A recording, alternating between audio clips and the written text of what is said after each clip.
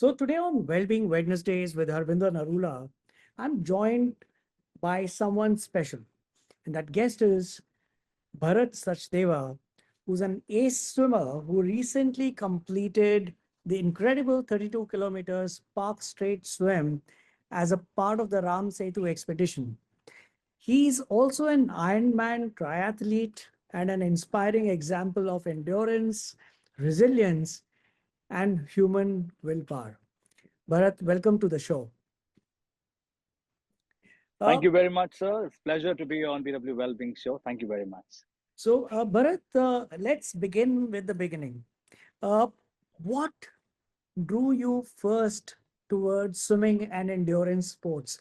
Was there some defining moment in your early life when you realized that this was your calling, or was it just that you were playful? I think it just happened by chance. I grew up in a very sporting environment, so it was just a natural pull towards sports and movements, trying out different sports. So swimming was one of them. That's what led me to pursue it not only as a career but also as a vocation. And it just so happened that the Park Strait Ram Setu expedition happened last year, for which I was prepared, because we were already doing Ironman and open water swims, me and my friend Shashwat. So we decided let us try out something incredible like this, something which is like a once in a lifetime opportunity.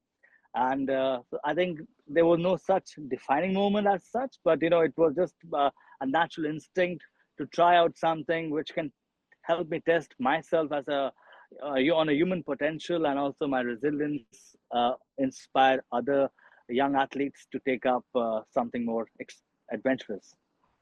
And tell me one thing, Bharat, was it that you transitioned from swimming to triathlon and then eventually Ironman?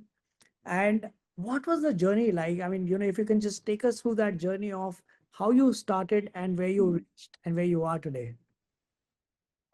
So yeah, like every youngster, I started off with my sports, and swimming was one of the calling besides other sports that I was involved into. But swimming was something I was really gifted at. Water polo, swimming, diving, and that what eventually led me to triathlons after my college. And just to explore some new activity, multi-sport activity. It looked very interesting. It looked very intriguing. And when I used to see athletes doing three different sports, it was something of a different caliber, and yeah, I think that's what allowed me to try out, move into the open water swimming, ocean swimming, and then go for something more adventurous and magnifying as long as triathlon and Ironman were concerned. Yeah. And Bharat, you just said that you were blessed with swimming and water polo. Is it something which is a person is blessed with a certain talent that could be nurtured, or is it that, like everyone says, that you can train and become whatever you want? The reason I'm asking you this is, of course, training is required. You need to work towards it. Absolutely. But is it certain people with a certain mindset who can be trained to take it professionally, or is it anybody can be trained? Uh, Interesting question, and I would say yes. I mean, training is needed. Talent can only take you so far, but coupled with proper training and passion, it can take you to a different heights. So when you can sense a child is pulled towards some activity, it could be dramatics, it could be sports. I can sense, where is the passion lying. I think as an adult, as a parent, as a mentor, you can definitely help that child transition from A level to the next level with support, right guidance, mental work. So a lot of support is required. Talent by itself cannot take you that far. I can assure you that. And there were moments in my career also where I felt, okay, I was on top of the world, doing very well. But if you take things for granted, if you're not managing yourself as an athlete, your nutrition, your recovery, your performance, then no matter how high you go, there will be a drop, and you won't be able to understand what has just happened, because at the first place I never respected and regarded what I was being blessed with, so I just took it for granted. And so, yeah, to answer you, I think talent without the hard work, passion, and commitment can't take you that far. So it's a complete package that is there. Uh, Absolutely. Bharat, Absolutely. you took that challenge of swimming 32 kilometers. Can you take us through? Can you take us inside the experience of what this Park Strait swim was? What were the 32 kilometers like, both physically and emotionally? It was excruciatingly difficult physically for sure, and when I look back, I often wonder, the challenges that happened to us both externally and internally, which is the mental internal challenges, they were insurmountable. Uh, for sure, the external forces, which were the tides, the current, the weather factor, the heat factor, all these things are not in your control. But you are training towards that, because training in the swimming pool and swimming in the ocean are two different ball games. You have to be prepared that you're going out into the world where there are no rules. There are, like, the conditions will be totally different. Pool is very controlled environment with the temperature, with the currents, everything is taken care of. There it's where you get tested mentally, emotionally, and all the faculties come out. You get tested as a person, who you are. When the inner conversation happens, I can't really do it. Should I just give up? Or the factors are too many, and I cannot face it. That is what we athletes train for. It's when life hits you hard, or when you go out into the battlefield, when the chips are down, odds are against you, you have nobody to save you. That's your inner conversation that really happens. And how you defeat that, how you pull over that situation, is what really comes out as a athlete, a sportsman, and that's a spirit we all train for. So it's a very spiritual experience, when you really meet yourself. You meet your shadows, you meet parts of you that have been telling you you can't do it, but then there is another voice that pushes you, that I'm training for this very moment. And it's a very humbling experience, I must tell you. So, Bharat, can you give us an example of, if there was that moment or moments during this 32 kilometer swim where you faced a challenge, where you felt that, boss, it is not worth it. There was some fear that probably came in. Uh, and what is it that you told yourself, or what is it that you did that helped you overcome that particular moment and continue? Whether it was with you or your friend, what was that Hmm. moment? What was it? What did it feel like? I think the halfway through the swim, when it was just looking impossible because of the motion sickness. The entire night we were on the boat, the heat, the fatigue was setting in. But I think that is what we all aspire to cross, that inner setu, the inner bridge. That was the whole idea to write this book, The Bridge Within. Is there are the impossibilities that come in front of us, which the voices that tell us you cannot do it anymore. It's very hard. That is when those that part of you really steps forward, which shows you the light, which tells you, yes, I can do it, no matter what challenges come in front of you. But of course, you by yourself can only go that far. That's why you needed a team. I needed a fellow swimmer. I needed a team of boatsmen who were there to cheer us, to support us, and to just rescue us in case of any uncertainty eventuality comes our way. So I would say there are multiple factors that really help you cross. Whether you're an armed forces personnel, you can't fight the battle by yourself. You need the entire team. You need the arsenal. You need the support, supply, everything. Same with us athletes. You can only go that far. Climbers, I really get inspired when the climbers go for those summits. But again, there's a team of climbers that take you there, that ensure that you can cross that. So a lot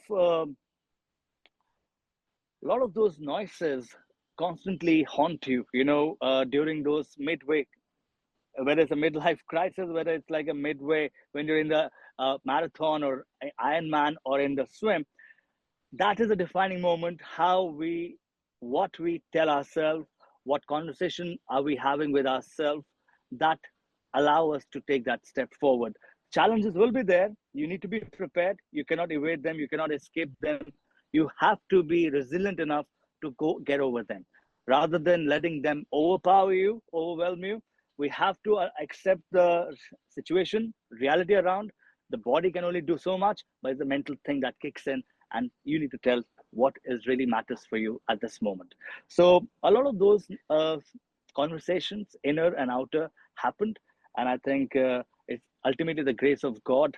We just want to also offer gratitude besides whatever internal work and external support we got.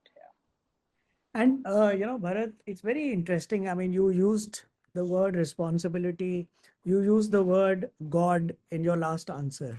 But when you're crossing the Ram Setu, you know, it has a deep cultural and spiritual meaning, especially for Indians.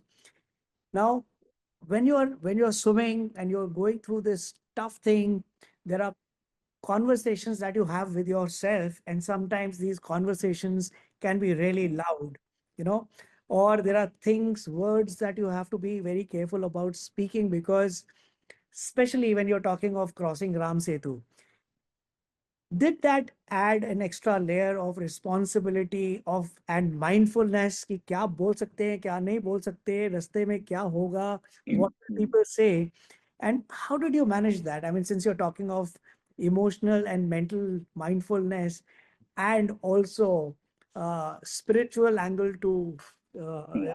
Ram Setu. Great, sir. Wonderful question. So I'll answer it in parts first.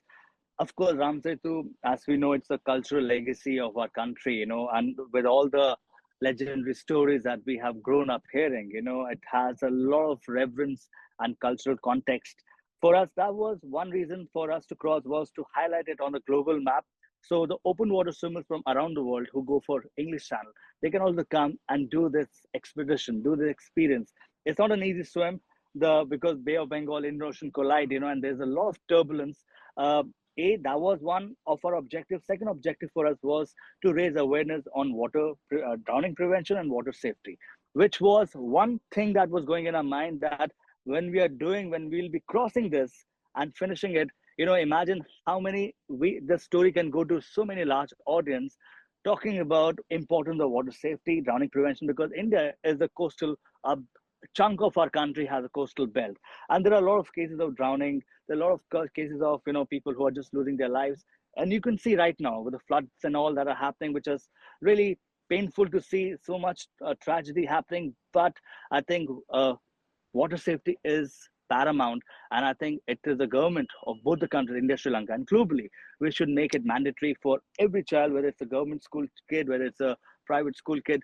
And touchwood, we have in our school, swimming is a mandatory activity for all the kids from grade 2 onwards, so that they can learn the basics of water safety, drowning prevention. And that has been the message throughout whenever I've gone, whether to Kashmir, whether Sri Lanka, talking about the importance of taking care of yourself, your self prevention. Right to life is very important, and you need to learn these skills, and how the impact that it can have on a larger level, and people to people contact between India and Sri Lanka, because it's connecting two countries. I'm not here to prove the what exactly is there, but I'm here to prove that we can bring the two nations together. I'm here to prove that water safety, health, and wellness is paramount, and of course, honoring our cultural legacy. That was the whole idea. Fantastic.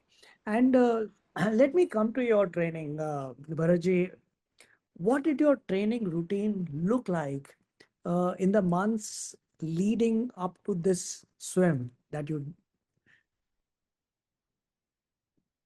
Uh, Me and Shashwat, when we had planned this, it was at least a year and a half, 2 years prior to this, that we are going ahead with a swim like that, of that magnitude. So a lot of preparation with your training, which was approximately 4 to 5 hours every day. And when I say 4 to 5 hours every day, I don't mean just in the water, but there is a lot of work in the warm up, a lot of work post swim session, which was almost for 2.5 hours almost every day, gym session, recovery session, mental training, visualization session. A lot of athletes don't realize the training that you're doing is not only on the pitch or in the water, but also what you're doing outside.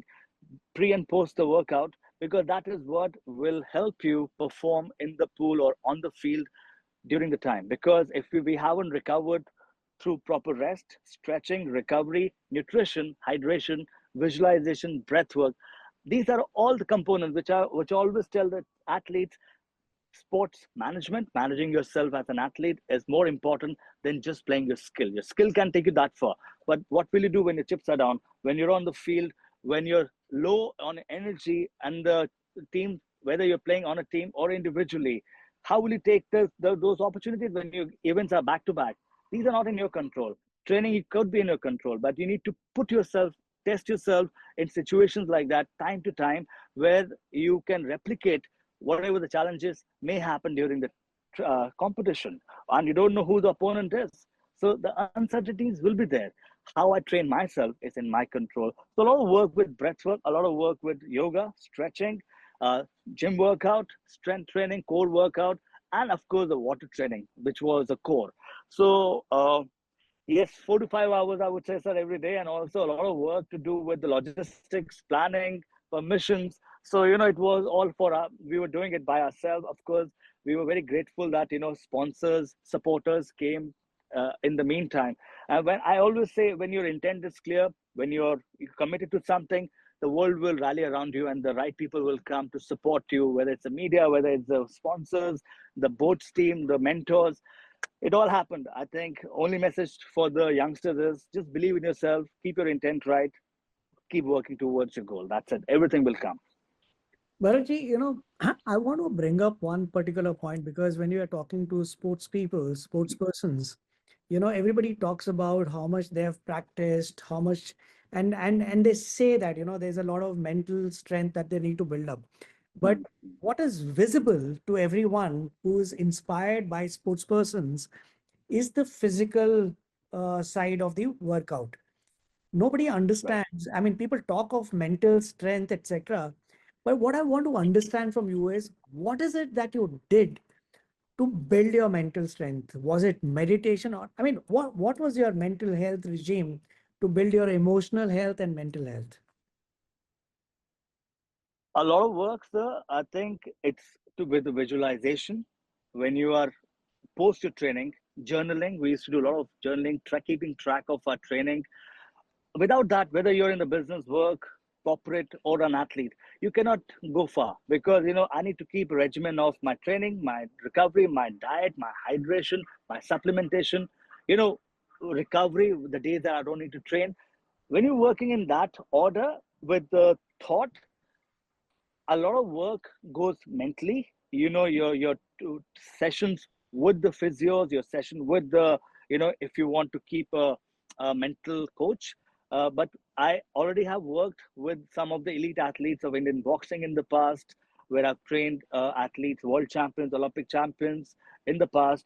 I know what it takes. I know how you need to assemble your faculties, regulate your emotions, because you're by yourself. Swimming is a very lonely sport, like running or other cycling sports.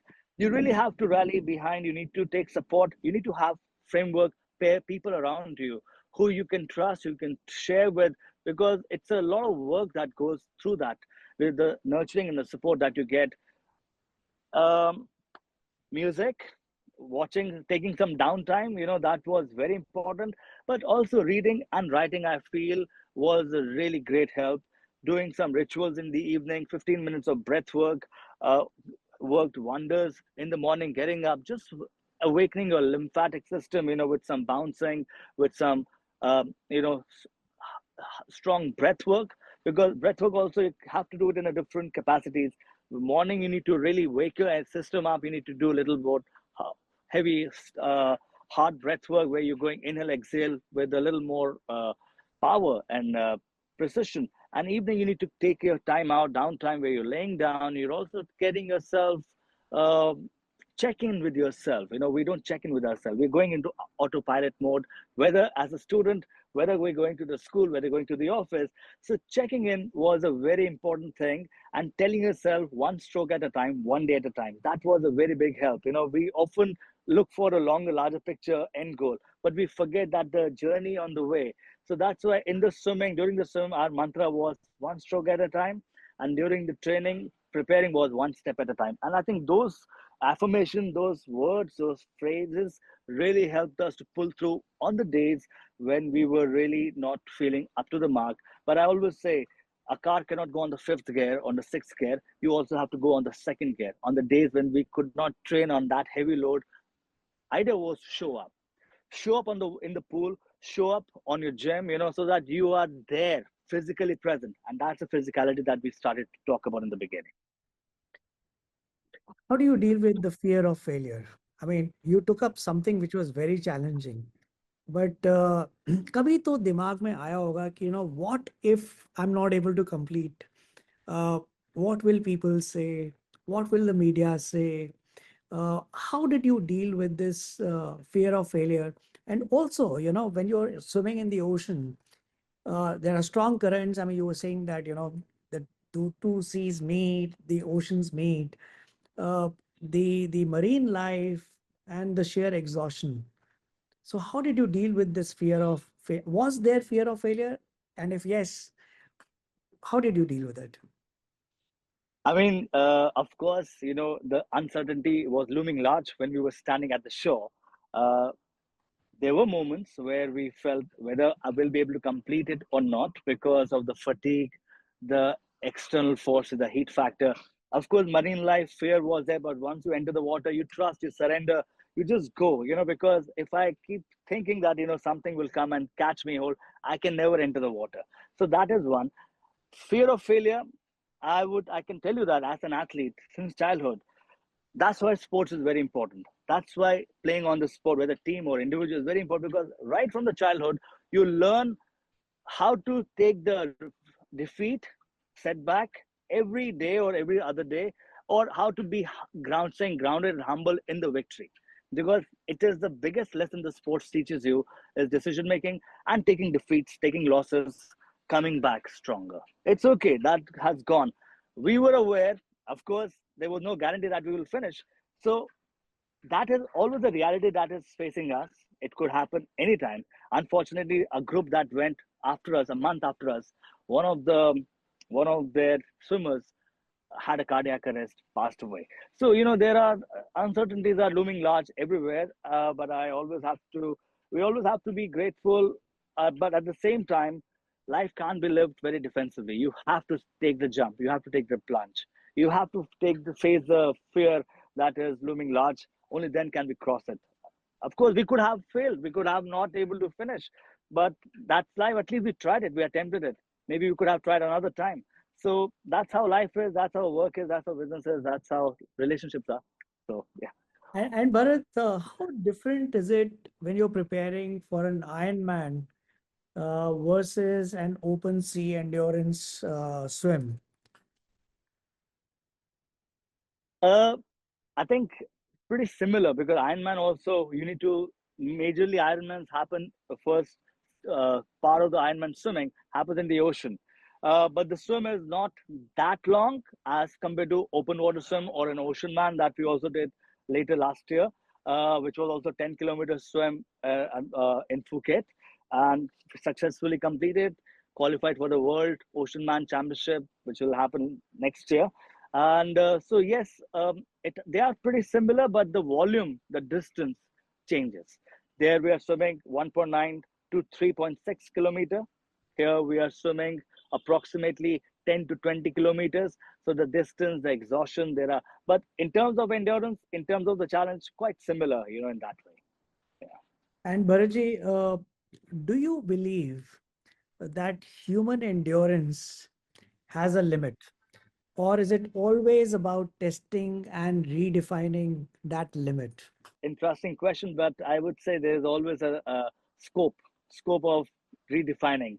If we see the world records, how they get set, and we say, okay, that's it. But then there is somebody else training to break through the support of science. Now AI is coming. I mean, I can only see potential surpassing what we have seen in the past. It's just that I hope, the things happen ethically, things happen with a little more values intact, so that we don't lose the charm of the human potential. We can make a man into a robot very soon. That will happen, But the human to human connection, that is what really, the stories that we share like these are what really defines the entire experience, whether we do ocean cross the ocean, whether we climb the mountain, or whether we're doing something for the society. So I think that human experience is what really matters towards the end. And Balaji, I remember you talking about it. You say that, fitness is not an option, but a foundation to learning and development. That's your belief, philosophy that you speak of. How has endurance sport shaped your overall well-being, lifestyle, and mindset outside of sports? Wonderful question. I think it is, like I said, it's not an option. It's a foundation for everything that, whether it's my interaction with the world, my interaction with the students, whether my engagement in my own personal relationships, my relationship with finances, my relationship with my health, and also at the same time, I don't need to keep the identity of an athlete throughout.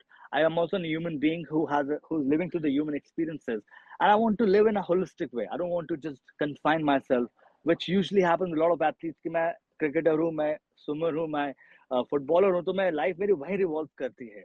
But can I not explore areas that I have not? Could be music, could be arts, could be travel, could be culture, could be anything. Literature. You know, so to me, that is what has shaped me to embrace life in a holistic way rather than limiting myself. कि मेरा यही pattern है, तो मैं I should not move out of that. So a lot of interesting theater, dramas, music has really fascinated me over the last few years, has pulled me to experience. Uh, I think there's a more deeper harmony when you go for a long distance events, when you have transitioned from, I was a sprinter as a kid, as a teenager, into my college days. I used to love doing fast swim, sprinting, and I was one of the fastest swimmers in the country at one point. But it's important to also understand the human body goes through transition. I cannot be living on that sixth gear when I was in my early 20s or my late teens into my 40s. I have to realize the reality, the limitations, that I have to optimize my training. I'm more better an athlete when I was in my 20s than now, because now I can understand in a more holistic way. I have more acceptance, patience is very important, and also well-rounded understanding of human anatomy, physiology, nutrition, hydration, recovery, rest, all these things. And that's always been my message to the youngsters. Like, let us not just, because I've been through it, I know what injuries does to an athlete, young athlete. It breaks you away, and you are by yourself, barely any support.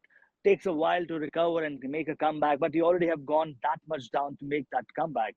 So I think it taught me a lot of humility, taught me a lot of patience, and also it's a great way to build your character. Your character gets revealed when your chips are down and you are broken down. So yeah, it's a very humbling spiritual experience, I would say.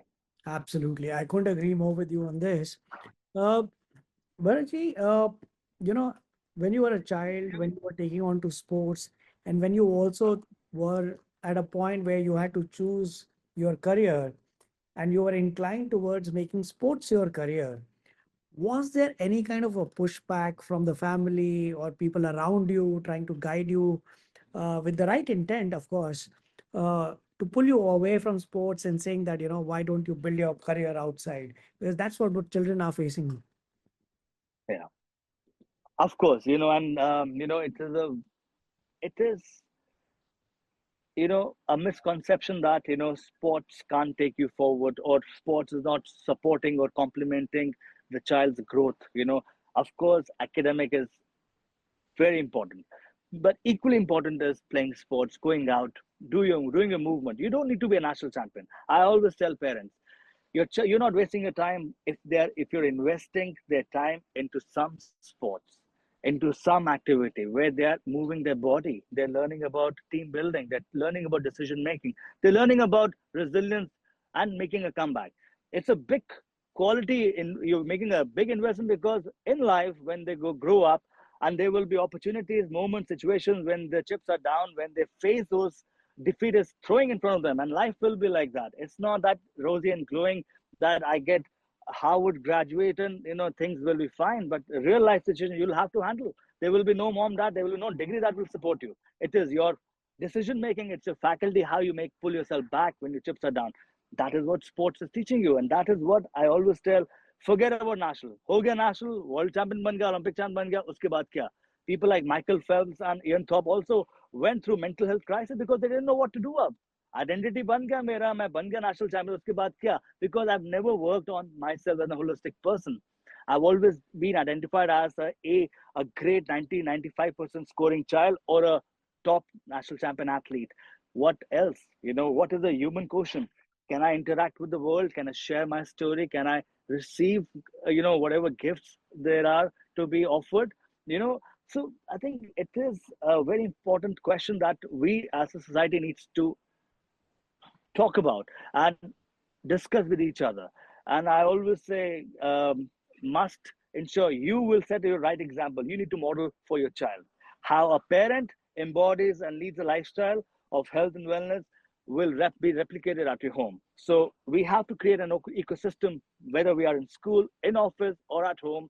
How are we planning to take it forward? You can't expect a child to start eating healthy if you have never model that behavior. You cannot child to speak politely if you never model that behavior. You cannot expect child to go for a 5 kilometer run, become fitter, healthier, if you've not done it yourself. So for all the parents out there, I'm urging you, start modeling that behavior that you wish to see in your child. Bharatji, that's a great advice for parents. Uh, but you're also a mentor and inspire a lot of young swimmers, athletes. Now, if your students were to take away just one lesson from your journey, be it from being an Ironman, be it from your Park Strait swim, what would you want that lesson to be? Again, I'll say one step at a time and just show up. Just show up. Nothing much. You're not feeling good, show up. You're not feeling 100%, show up. Once you show up, trust me, your feet will start moving automatically. It may not be 100% training, but you'll achieve 70-75% training, which will be much better than not going at all. And take one day at a time. If you even want to be a national champion or a state champion or come into the school team, college team, or become fitter and healthier, one day at a time, one step at a time. Patience and persistence, right? Bharatji, many young Indians are still very hesitant to explore endurance sports. Whether the environment is not ready for them, whether it is pushback from parents, whether it is the overall conversation that we hear about, creating success, being safe. Uh, what would you say to inspire them? Learn to crawl before you can walk, and learn to walk before you can run. So take one step at a time. Again, the opportunities are there. I think in India, major cities in India are seeing a renaissance in terms of number of long distance events that we're having, running events, marathons, cyclothons, tough man, Ironmans, high rocks. So a lot of interesting concepts are coming up. A lot of youngsters are coming up with enterprising ideas.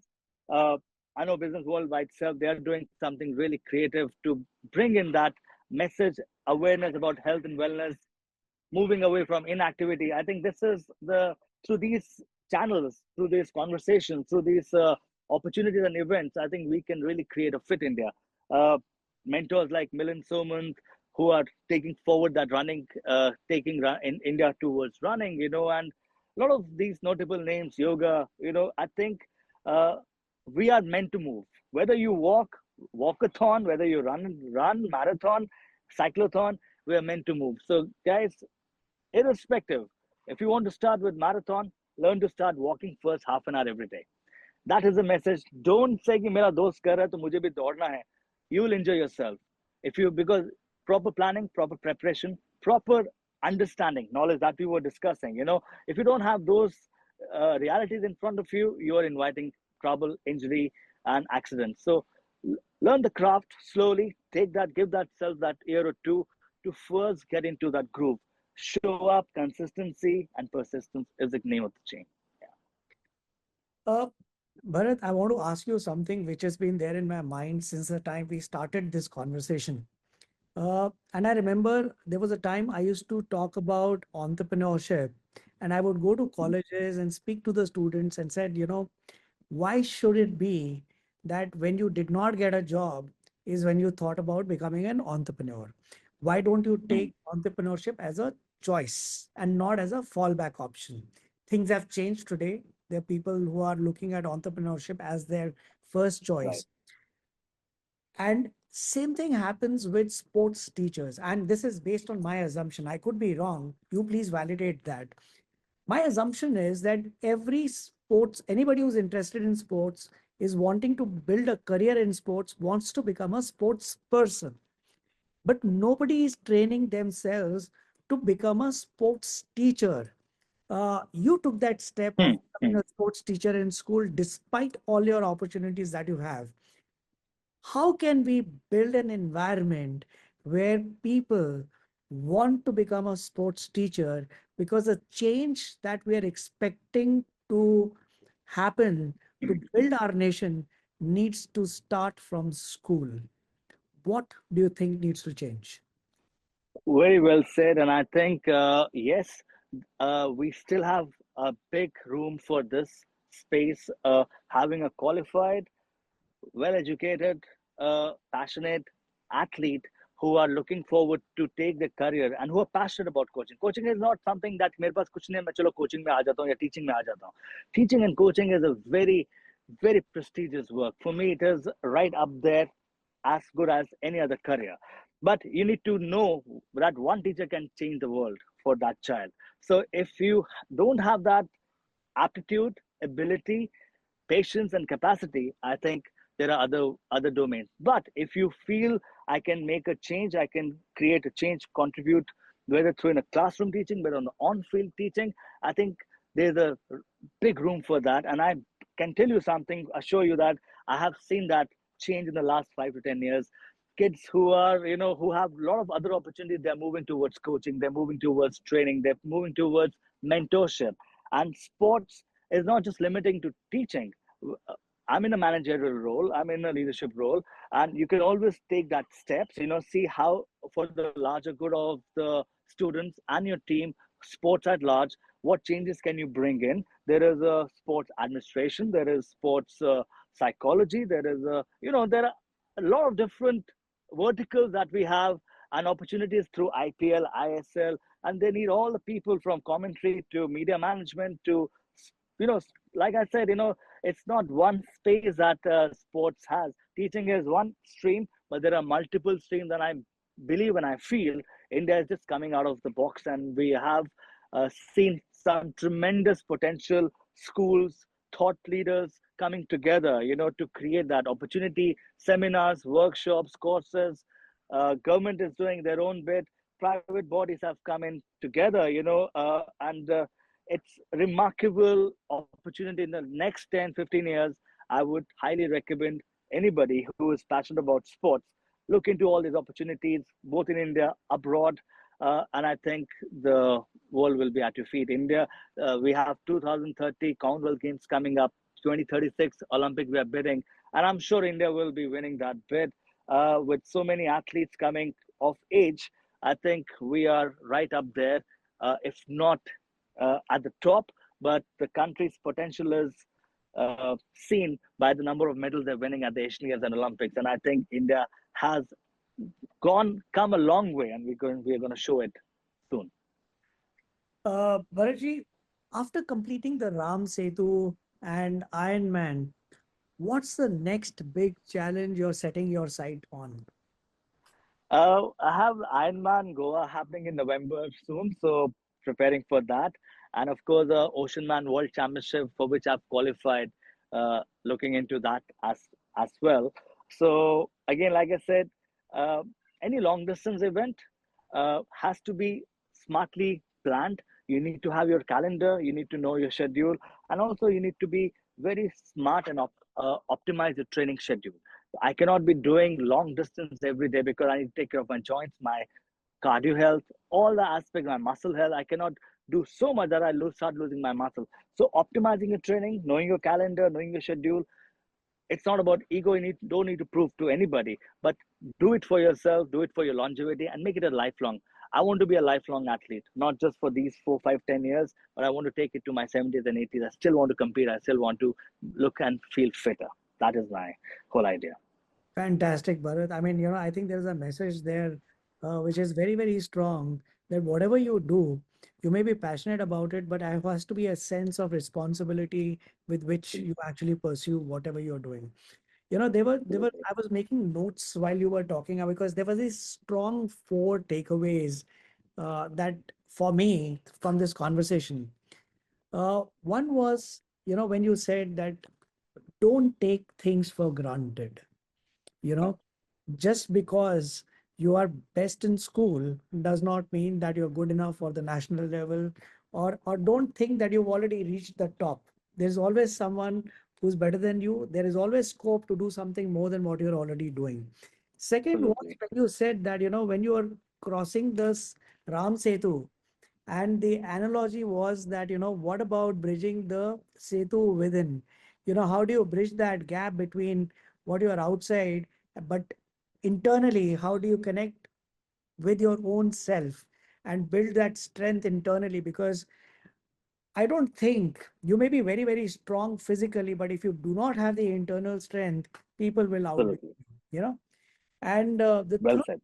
third thing, what you said was that, the magic is an understanding that you can't go to the sixth gear unless you put in that first gear, second gear, and gradually go. So one stroke at a time, one day at a time. I think those are the words that you used, which I think were the very, very powerful words. Third was when you were talking about people picking up the career as a teacher for sports.